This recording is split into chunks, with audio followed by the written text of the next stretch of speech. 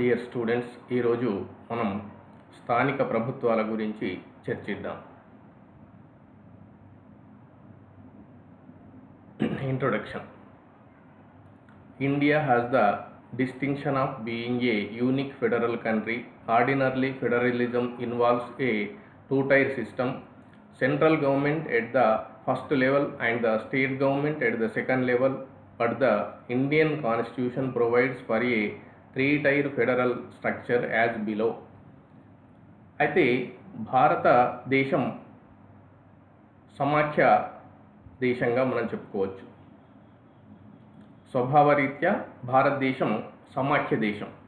కానీ మరి సమాఖ్య లోపల రెండే ప్రభుత్వాలు ఉండాలి. ఒకటి కేంద్ర ప్రభుత్వం, రెండు రాష్ట్ర ప్రభుత్వం. కానీ భారత సమాఖ్యలో మనం మూడు ప్రభుత్వాల్ని గమనించవచ్చు. సెంట్రల్ లెవెల్లో, టాప్ లెవెల్లో యూనియన్ గవర్నమెంట్ ఉంది, మిడిల్ లెవెల్లో స్టేట్ గవర్నమెంట్ ఉంది, అదేవిధంగా క్రింది స్థాయిలో లోకల్ గవర్నమెంట్ ఉంది. For example panchayats and municipalities etcetera. అంటే మన భారత రాజ్యాంగం భారతదేశంలో మూడు రకాల ప్రభుత్వాల స్ట్రక్చర్ను ఏర్పాటు చేసింది. దేశం మొత్తానికి కలిపి ఒక కేంద్ర ప్రభుత్వం ఉంటుంది, అలాగే ప్రతి రాష్ట్రానికి ఒక రాష్ట్ర ప్రభుత్వం ఉంటుంది.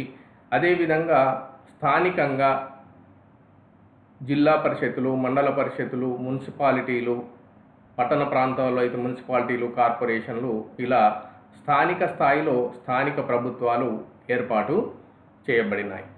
మరి ఈరోజు మనం స్థానిక ప్రభుత్వం అంటే ఏమిటి అనేది మనం నేర్చుకుందాం. The term local government literally means management of the local affairs by the people of the locality. It is based on the principle that the local problems and needs can be looked by the people of the locality better than by central or state governments. అంటే ఇక్కడ ఏమిటి అంటే స్థానిక వ్యవహారాలను స్థానిక ప్రజలే నిర్వహించుకోవడాన్నే స్థానిక ప్రభుత్వము అంటారు. అంటే స్థానిక ప్రజలకైతేనే వాళ్ళ యొక్క ప్రాబ్లమ్స్ కానీ వాళ్ళ అవసరాలేంటో కేంద్ర రాష్ట్ర ప్రభుత్వాల కంటే బాగా తెలుసు, కాబట్టి వీళ్ళే బాగా పరిపాలన చేసుకోగలరు అని స్థానిక ప్రభుత్వం మనకు చెప్తుంది. ఇక డెఫినేషన్ చూద్దాం. Local government is the government of specific locality by the local people through the representatives elected by them. B K Gokhale ఇచ్చిన నిర్వచనం ఏంటంటే, స్థానిక ప్రభుత్వం అంటే ఏమిటంటే స్థానిక ప్రజలచే ఎన్నుకోబడినటువంటి ప్రతినిధులచే పరిపాలించబడేటువంటి ప్రాంతమే స్థానిక ప్రభుత్వం. ఇక రెండవ నిర్వచనం, local governments are seen as associations of individuals choosing to govern their own affairs, defining their boundaries and negotiating their powers. అంటే ఒక నిర్ణీత భౌగోళిక పరిధిలో ఏర్పడినటువంటి ప్రాంతంలో స్థానిక ప్రజలు నాయకులను ఎన్నుకొని తమ పరిపాలనా వ్యవహారాలు నిర్వహించుకోవడాన్ని స్థానిక ప్రభుత్వంగా మైఖేల్ కీటింగ్ కూడా నిర్వచించడం జరిగింది. అంటే ఇక్కడ స్థానిక ప్రభుత్వాలు అంటే స్థానిక పాలనా వ్యవహారాలను నిర్వహించడానికి ఏర్పాటు చేసుకున్నటువంటి సంస్థలనే మనం స్థానిక సంస్థలు అని చెప్పేసి అంటాం. లేదా స్థానిక ప్రజల అవసరాలు తీర్చడానికి ఏర్పాటు చేయబడ్డ సంస్థలే స్థానిక సంస్థలు అని చెప్పేసి అంటాం. లేదు అంటే స్థానికంగా ప్రజల అవసరాలను తీర్చడానికి గ్రామీణ పట్టణ ప్రాంతాల్లో నెలకొల్పబడినటువంటి సంస్థలనే స్థానిక సంస్థలు అని చెప్పేసి మనం అంటాం. మరి స్థానిక సంస్థల్ని మనం రెండు రకాలుగా చెప్పవచ్చు. Types of local government. ఈ స్థానిక ప్రభుత్వాలు అనేవి రెండు రకాలు. ఒకటి రూరల్ లోకల్ గవర్నమెంట్, రెండు urban local government. Rural local government అంటే గ్రామీణ స్థానిక ప్రభుత్వాలు. అర్బన్ లోకల్ గవర్నమెంట్ అంటే పట్టణ స్థానిక ప్రభుత్వాలు. మనం ఒక్కొక్కటి చూద్దాం. రూరల్ లోకల్ గవర్నమెంట్, గ్రామీణ స్థానిక ప్రభుత్వాలు మూడు స్థాయిల్లో ఏర్పాటు చేయబడతాయి. ఒకటి జిల్లా పరిషత్, రెండు మండల పరిషత్, మూడు గ్రామ పంచాయత్. అయితే ఈ జిల్లా పరిషత్ని మనం ఇప్పుడు జిల్లా ప్రజా పరిషత్ అని పిలుస్తున్నాం. మండల పరిషత్ను మండల ప్రజా పరిషత్ అని చెప్పి పిలుస్తున్నాం. ఇక అట్టడుగు స్థాయిలో ఉండేది గ్రామ పంచాయతీ. ప్రతి జిల్లాలో ఒక జిల్లా పరిషత్ ఉంటుంది. మరి ఆ జిల్లా పరిషత్తు జిల్లా పరిపాలనా వ్యవహారాలు, ప్రజలకు అవసరమైన కనీస సౌకర్యాలు, సంక్షేమ కార్యక్రమాల అమలు ఇట్లాంటి విధులను నిర్వహిస్తూ ఉంది. మండల పరిషత్తులన్నింటినీ కూడా కోఆర్డినేట్ చేస్తుంది. మండల గ్రామ పంచాయతీలకు అవసరమైన నిధులను పంపిణీ చేస్తుంది. ఇలా జిల్లా ప్రజల సంక్షేమం కోసం అవసరమైనటువంటి కార్యక్రమాలను చేపట్టేటువంటి సంస్థనే జిల్లా పరిషత్ అంటాం. మరి ప్రస్తుతం మన తెలంగాణలో 32 జిల్లా పరిషత్తులు పనిచేస్తున్నాయి. ప్రతి జిల్లాకు ఒక జిల్లా పరిషత్ ఉంటుంది. హైదరాబాద్కు జిల్లా పరిషత్ లేదు కాబట్టి మొత్తం తెలంగాణలో 32 జిల్లా పరిషత్తులు ఉన్నాయి. జిల్లా పరిషత్తులో జిల్లా పరిషత్ చైర్మన్ మరియు సిఇఓ, చీఫ్ ఎగ్జిక్యూటివ్ ఆఫీసర్, ముఖ్య కార్యనిర్వహణాధికారి, జిల్లా మహాసభ, స్థాయి సంఘాలు, జిల్లా కలెక్టర్ ఇవన్నింటితో కూడుకొని జిల్లా పరిషత్ నిర్మించబడుతుంది. ఇక రెండవది మండల పరిషత్. ప్రతి మండలానికి ఒక మండల ప్రజా పరిషత్ ఏర్పాటు చేయబడుతుంది. ప్రస్తుతం మన తెలంగాణ రాష్ట్రంలో 565 మండల ప్రజా పరిషత్తులు ఉన్నాయి. మరి ఇది మండల ప్రాంతంలో ఉన్నటువంటి ప్రజల స్థానిక అవసరాలను తీరుస్తూ వారి సంక్షేమ అభివృద్ధి కార్యక్రమాలను మండల పరిషత్ నిర్వహిస్తుంది. సాధారణంగా 300 నుండి 30,000 జనాభాతో మండల ప్రజా పరిషత్ కూడుకొని ఉంటుంది. మరి మండల పరిషత్తులో ప్రధానంగా మనం 4 అంగాలు గమనించవచ్చు. ఒకటి మండల పరిషత్, రెండవది చైర్మన్ మండల్ ప్రెసిడెంట్, అదేవిధంగా ఎంపీడీఓ, నెక్స్ట్ మండల మహాసభ. ఈ 4 అంగాలతో మండల పరిషత్ నిర్మించబడుతుంది. ఇక అట్టడుగున గ్రామ స్థాయిలో గ్రామ పంచాయతీ ఉంటుంది. పంచాయతీరాజ్ వ్యవస్థలో ఇది చివరిది. మండల పరిషత్ మధ్య స్థాయిలో ఉంటుంది, పై స్థాయిలో జిల్లా పరిషత్ ఉంటుంది. ఇప్పుడు గ్రామ పంచాయతీ గురించి చూద్దాం. గ్రామ పంచాయతీ గ్రామ స్థాయిలో ఏర్పాటు చేయబడుతుంది. ప్రస్తుతం మన తెలంగాణ రాష్ట్రంలో 12,751 గ్రామ పంచాయతీలు ఉన్నాయి. మరి గ్రామ పంచాయతీ స్థానిక ప్రజల, అంటే ఆ గ్రామంలో ఉన్నటువంటి ప్రజల యొక్క కనీస అవసరాలను తీర్చి వారికి అవసరమైన సౌకర్యాలను, సేవలను అందిస్తుంది. గ్రామ పంచాయతీలో కూడా మనకు ప్రధానంగా 4 భాగాలు కనబడతాయి. ఒకటి గ్రామ పంచాయతీ, 2 సర్పంచ్, 3 కార్యదర్శి, 4 గ్రామ సభ. ఈ 4 అంగాలతో గ్రామ పంచాయతీ నిర్మితమవుతుంది. అయితే గ్రామ పంచాయతీ అనేది పంచాయతీరాజ్ వ్యవస్థలో చివరి, అంటే అట్టడుగు స్థాయిలో ఉన్న సంస్థ అని మనం చెప్పుకోవచ్చు. ఇలా జిల్లా పరిషత్, మండల పరిషత్, గ్రామ పంచాయతీలను మనం గ్రామీణ స్థానిక ప్రభుత్వాలుగా పేర్కొంటాం. Next urban local government. పట్టణ స్థానిక ప్రభుత్వాలను మనం 6 రకాలుగా చెప్పుకోవచ్చు. ఒకటి municipal corporations, 2 municipalities, 3 notified area committees, 4 town area committees, 5 cantonment boards, 6 townships, 7 port trusts. ఇలా 7 రకాలుగా మనం చెప్పుకోవచ్చు. అయితే కొన్ని రాష్ట్రాల్లో నగర పంచాయతీలు కూడా ఉంటాయి. కానీ ప్రస్తుతం మన తెలంగాణ రాష్ట్రంలో నగర పంచాయతీలు ఏమీ లేవు. అన్నింటినీ కూడా మున్సిపాలిటీస్గా అప్గ్రేడ్ చేయడం జరిగింది. మరి మనం ఒక్కొక్క దాని గురించి క్లుప్తంగా చూద్దాం. మున్సిపల్ కార్పొరేషన్స్ 3 లక్షలకు పైగా జనాభా దాటినటువంటి పెద్ద పట్టణాలన్నింటికీ మున్సిపల్ కార్పొరేషన్స్ ఏర్పాటు చేయబడతాయి. మరి ప్రస్తుతం తెలంగాణ రాష్ట్రంలో 13 మున్సిపల్ కార్పొరేషన్స్ ఉన్నాయి.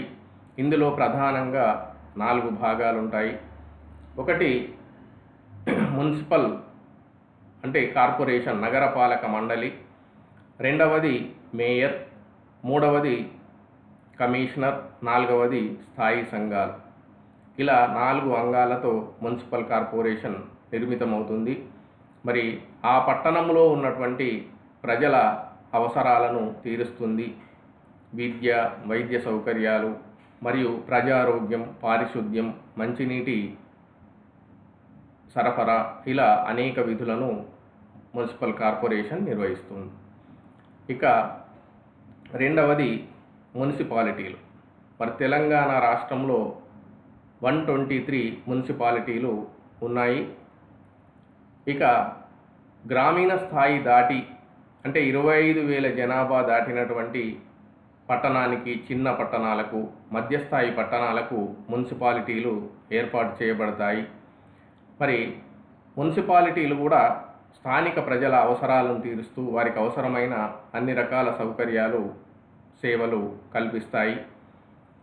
ఈ మున్సిపాలిటీలో కూడా ప్రధానంగా 4 భాగాలు మనం చూడొచ్చు. 1 మున్సిపల్ కౌన్సిల్, 2 చైర్మన్, 3 కమిషనర్, 4 స్థాయి సంఘాలు. ఇక notified area committees. Notified area committees అంటే పారిశ్రామికీకరణ వలన వేగంగా అభివృద్ధి చెందుతున్నటువంటి పట్టణాలకు లేదా మున్సిపాలిటీ ఏర్పాటు చేయలేనటువంటి పరిస్థితిలో ఉన్నటువంటి పట్టణాలకు రాష్ట్ర ప్రభుత్వం ఒక నోటిఫికేషన్ ద్వారా నోటిఫైడ్ ఏరియా కమిటీస్ను ఏర్పాటు చేస్తుంది. మరి ఆ కమిటీలో ఒక చైర్మన్ ఉంటాడు, కొంతమంది సభ్యులు ఉంటారు. వారందరినీ కూడా రాష్ట్ర ప్రభుత్వం నియమిస్తుంది. మరి ఈ నోటిఫైడ్ ఏరియా ఎంతైతే ఏరియా నోటిఫై చేయబడిందో ఆ ఏరియాకు అవసరమైన కనీస సౌకర్యాలను, సేవలను అందిస్తుంది. అంటే ఒక పురపాలక సంఘం ఎలాంటి విధులు నిర్వహిస్తుందో ఆ ఏరియాలోని ప్రజలకు అలాంటి సౌకర్యాల్ని ఈ నోటిఫైడ్ ఏరియా కమిటీ అందిస్తుంది అని చెప్పవచ్చు. ఇక టౌన్ ఏరియా కమిటీస్. చిన్న పట్టణాల యొక్క స్థానిక అవసరాలను తీర్చడం కోసం ఒక ప్రత్యేక చట్టం ద్వారా రాష్ట్ర ప్రభుత్వం టౌన్ ఏరియా కమిటీని ఏర్పాటు చేయవచ్చు. ఇందులో ఎన్నికైన సభ్యులు ఉంటారు మరియు నామినేట్ చేయబడినటువంటి సభ్యులు ఉంటారు. వీరు కూడా ఆ టౌన్కు అవసరమైనటువంటి, ఆ టౌన్లో నివసించేటువంటి ప్రజలకు అవసరమైనటువంటి మౌలిక సదుపాయాలు, కనీస సౌకర్యాలు, అవసరాలు అన్నీ కూడా తీరుస్తూ ఉంటారు. పురపాలక సంఘం నిర్వహించే విధుల్నే వీళ్ళు కూడా నిర్వహిస్తూ ఉంటారు. ఫర్ ఎగ్జాంపుల్, మంచినీటి సరఫరా, వీధులను శుభ్రపరచడం, విద్యుత్ దీపాలు ఏర్పాటు చేయడం, జనన మరణాలు నమోదు చేయడం, ఆ ప్రజలకు అవసరమైనటువంటి ప్రజారోగ్యం, ప్రజా భద్రత, ఇలాంటి సేవలన్నీ కూడా అందిస్తూ ఉంటుంది. Next cantonment boards.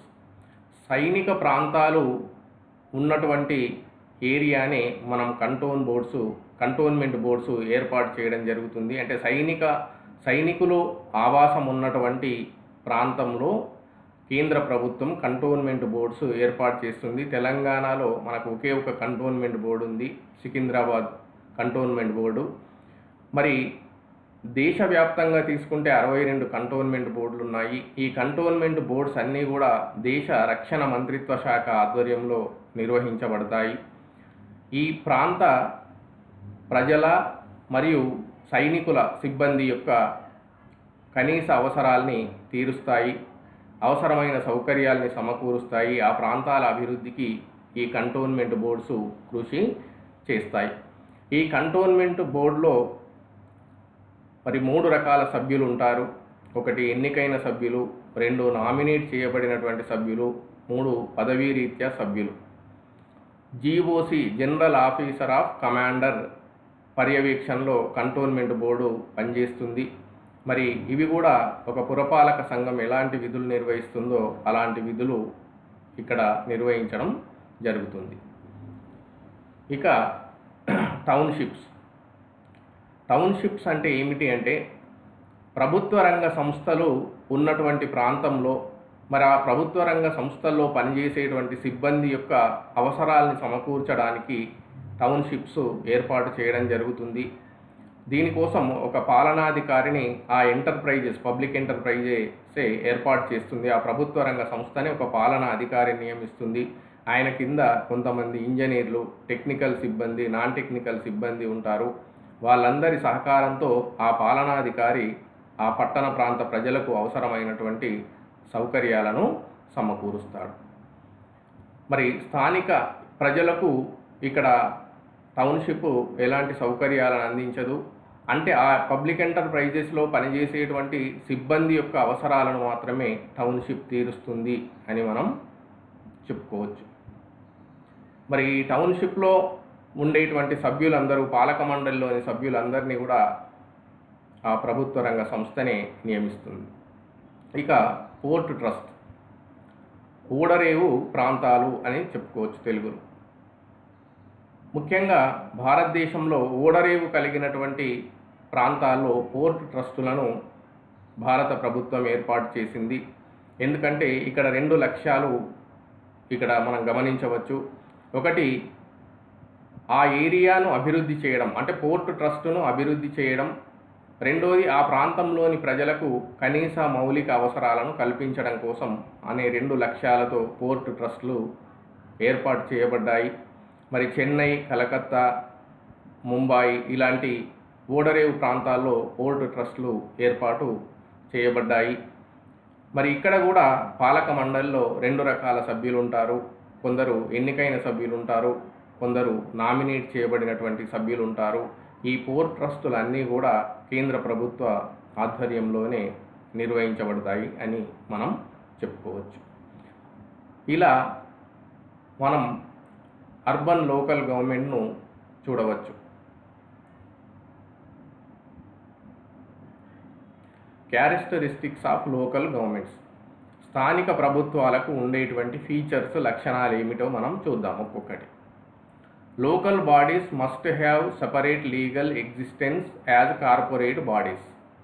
స్థానిక సంస్థలు చట్టబద్ధమైన హోదాను కలిగి ఉంటాయి, ఒక కార్పొరేట్ బాడీ లాగా వ్యవహరిస్తాయి అని మనం చెప్పుకోవచ్చు. అంటే స్థానిక సంస్థలకు చట్టబద్ధమైన హోదా ఉంటుంది, మరియు ఒక కార్పొరేషన్ ఏ విధంగా అయితే స్వయం ప్రతిపత్తిని కలిగి ఉంటుందో అలా స్వయం ప్రతిపత్తి వీటికి ఉంటుంది. It must function in a defined area and must ordinarily, wholly or partially, directly or indirectly be elected by the inhabitants of the area. అంటే ఒక నిర్ణీత భౌగోళిక పరిధిలో ఉన్నటువంటి ప్రాంత ప్రజలు ప్రతినిధులను ఎన్నుకుంటారు. ఆ ప్రతినిధులు ఈ ప్రాంతాన్ని పరిపాలిస్తారు. అంటే ప్రతినిధులచే పరిపాలన నిర్వహించబడుతుంది, ప్రజలచే ఎన్నికైన ప్రతినిధులచే ఇవి పరిపాలించబడతాయి. It must enjoy a certain degree of autonomy. మరి వీటికి కొంతమేర స్వయం ప్రతిపత్తి ఉంటుంది, అటానమీ ఉంటుంది. Local bodies will be formulated by a special law of state legislature. అంటే శాసనసభ రూపొందించే ఒక ప్రత్యేక చట్టం ద్వారా స్థానిక ప్రభుత్వాలు ఏర్పాటు చేయబడతాయి. Local bodies have limited powers. మరి కేంద్ర రాష్ట్ర ప్రభుత్వాలతో పోల్చినప్పుడు స్థానిక ప్రభుత్వాలకు తక్కువ అధికారాలు ఉంటాయి. కేంద్ర రాష్ట్ర ప్రభుత్వాల కంటే వీటి హోదా కూడా తక్కువగానే ఉంటుంది.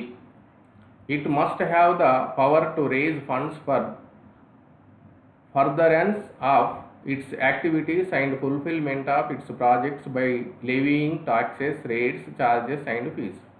అంటే ఇవి విధుల నిర్వహణ కోసం ప్రజలపైన ట్యాక్సెస్ వేయవచ్చు, ఫీజులు వసూలు చేయవచ్చు, ఛార్జీలు విధించవచ్చు. ఇలా ఆ నిర్ణీత భౌగోళిక పరిధిలో ఇవి పన్నులను ప్రజల వద్ద నుండి వసూలు చేస్తాయి. ఆ వసూలు చేసినటువంటి నిధులను ప్రజా సంక్షేమానికి, ప్రజల అవసరాల కోసం, సౌకర్యాల కోసం ఖర్చు చేస్తాయి. Thus fundamental rights are available against the local bodies and can be enforced through court of law. మరి ఇవి చట్టబద్ధమైన హోదా ఉంది, ప్రజల నుండి పన్నులు వసూలు చేస్తాయి కాబట్టి మరి ప్రజల ప్రాథమిక హక్కులకు ఏమైనా భంగం కలిగించినట్టయితే మనం కోర్టుల్లో వీటిపైన దావా వేయవచ్చు. అలాగే ఇవి కూడా ప్రజలపైన దావా వేయవచ్చు. అంటే మనకేదైనా ఇబ్బంది కలిగినప్పుడు మనం స్థానిక ప్రభుత్వాలపైన కోర్టులో దావా వేయవచ్చు. మరి కొన్నిసార్లు ప్రజలపై కూడా అంటే వీళ్ళు సక్రమంగా పన్నులు చెల్లించినప్పుడు, అక్రమ నిర్మాణాలు కట్టినప్పుడు మరి ప్రభుత్వం కూడా అంటే స్థానిక ప్రభుత్వం కూడా ప్రజల మీద దావా వేయడానికి అధికారం ఉంది. ఇప్పుడు అడ్వాంటేజెస్ ఏమిటి అనేది చూద్దాం. స్థానిక ప్రభుత్వాల ద్వారా చాలా ప్రయోజనాలు ఉన్నాయి. ఎందుకంటే స్థానిక ప్రభుత్వాలు అనేవి మరి బడుగు బలహీన వర్గాల అభ్యున్నతి కోసం కృషి చేస్తాయి. ప్రజలకు అవసరమైన కనీస సౌకర్యాలను, మౌలిక సదుపాయాలను సమకూరుస్తాయి. ప్రజల్లో చైతన్యాన్ని, చొరవను, ఉత్సాహాన్ని పెంపొందిస్తాయి. ప్రజా భాగస్వామ్యాన్ని పెంపొందిస్తాయి. కాబట్టి స్థానిక సంస్థల ద్వారా అనేక లాభాలు ఉన్నాయి. మరి ఒక్కొక్కటి మనం చూద్దాం. First one is school of democracy.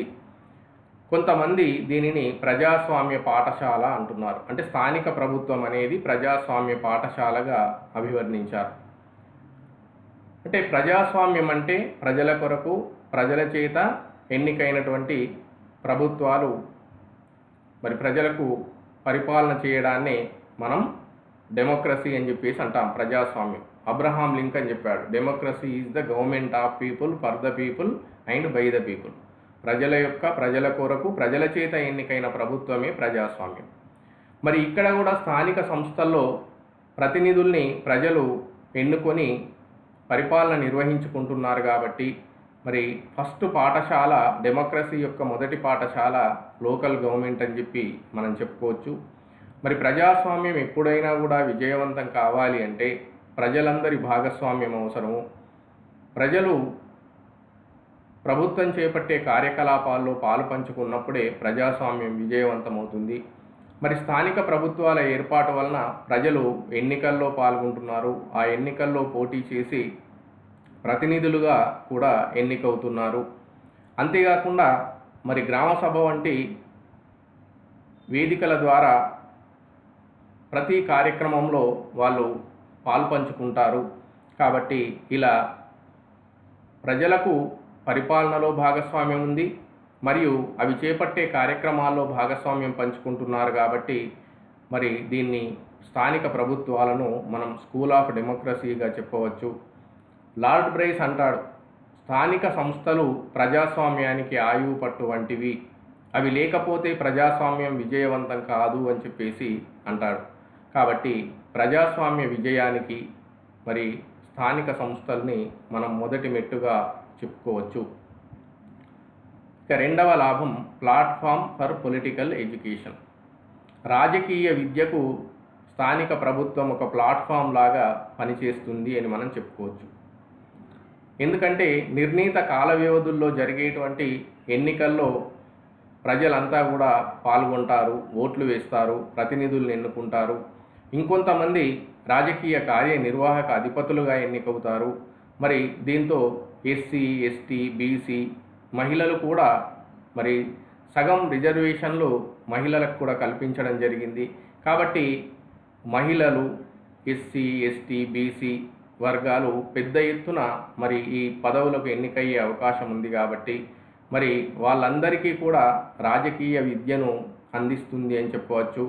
మరి వాళ్ళు కూడా ఎన్నికల్లో ప్రజలకు మేము అధికారంలోనికి వస్తే ఈ పని చేస్తాం, అది చేస్తాం అని చెప్పేసి వాగ్దానాలు చేస్తూ ఉంటారు. దీంతో ప్రజల్లో కూడా రాజకీయ పరిజ్ఞానం పెరుగుతుంది, ప్రజల్లో రాజకీయ చైతన్యం పెరుగుతుంది, రాజకీయ అవగాహన అనేది ఏర్పడుతుంది. కాబట్టి ఇదొక రాజకీయ విద్యా కేంద్రాలుగా మనం వీటిని చెప్పుకోవచ్చు.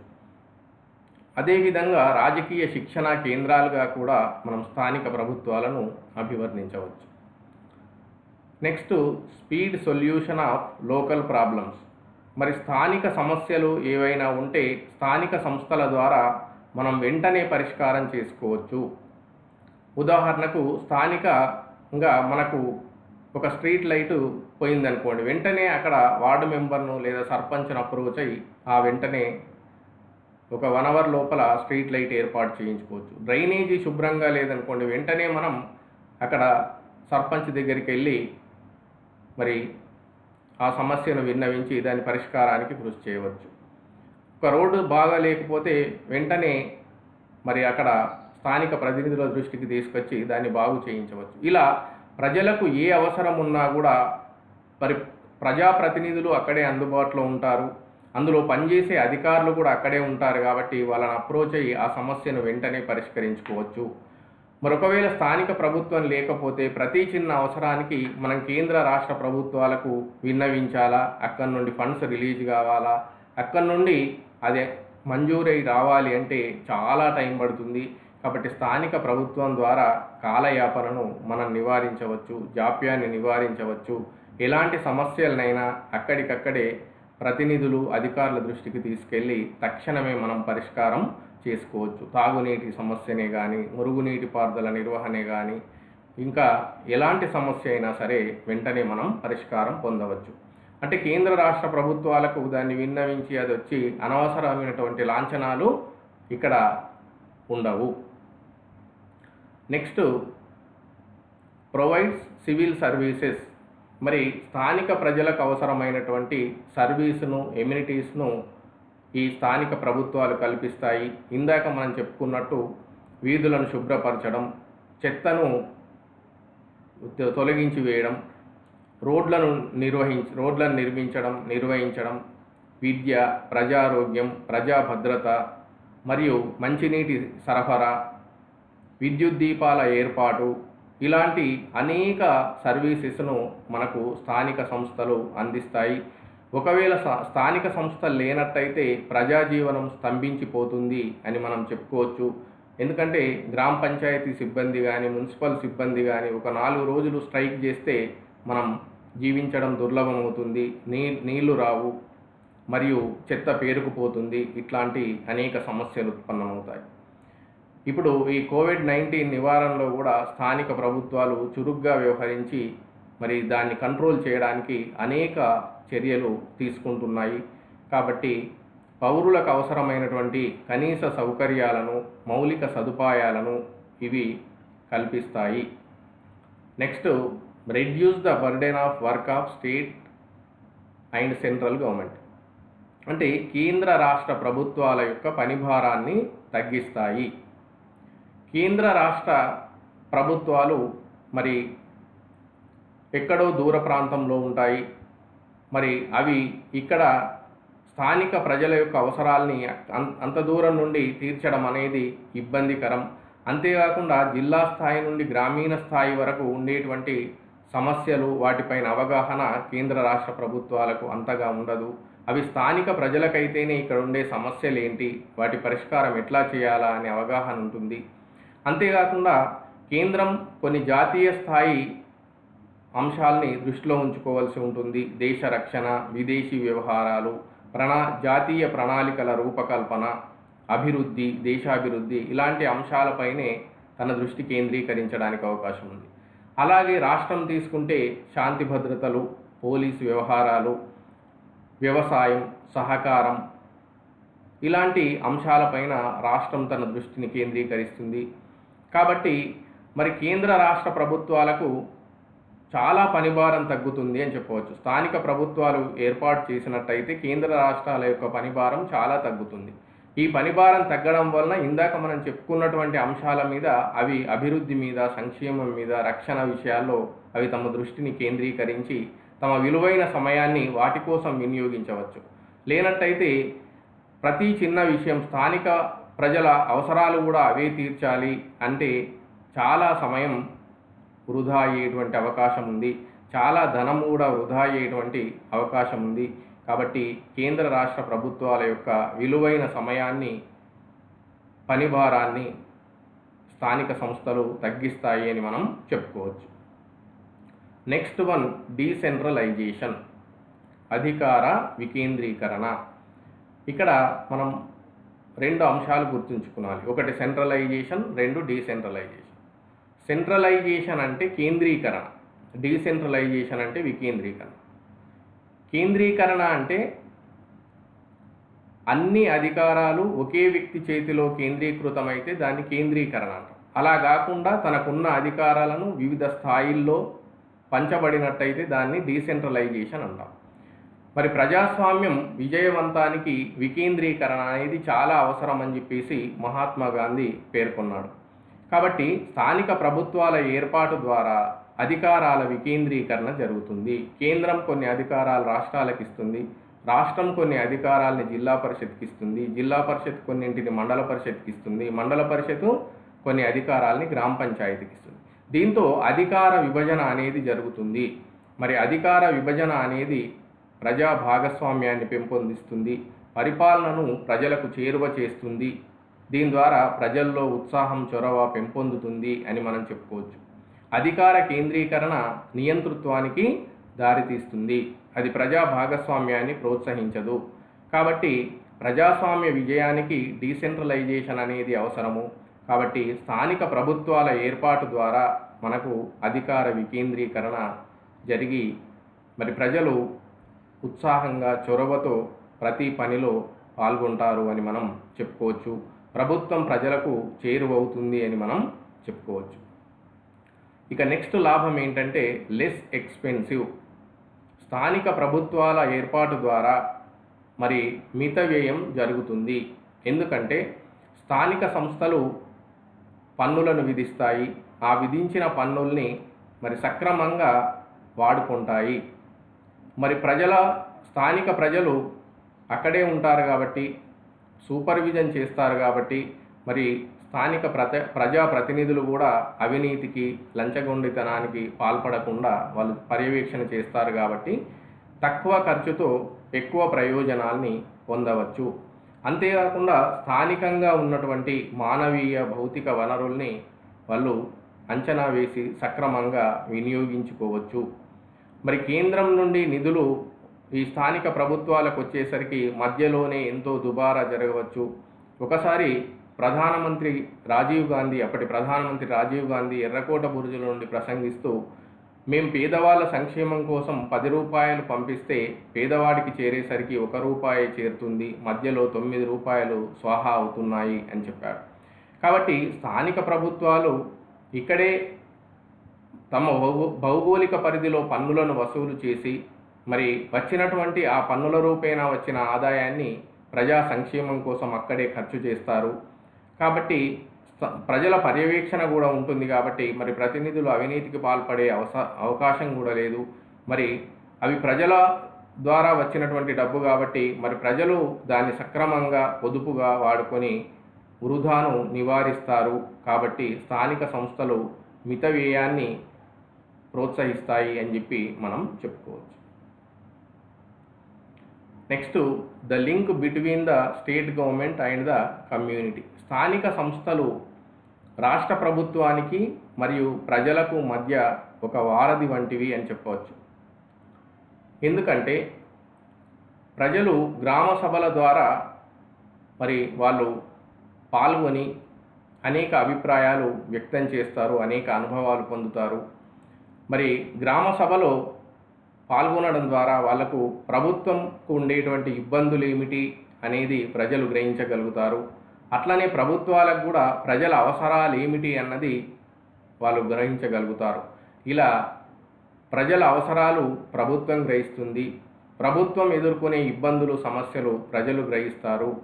ఇలా స్థానిక ప్రభుత్వాలు ప్రజలకు మరియు స్టేట్ గవర్నమెంట్కు మధ్య ఒక వారధిగా పనిచేస్తాయి అని చెప్పుకోవచ్చు.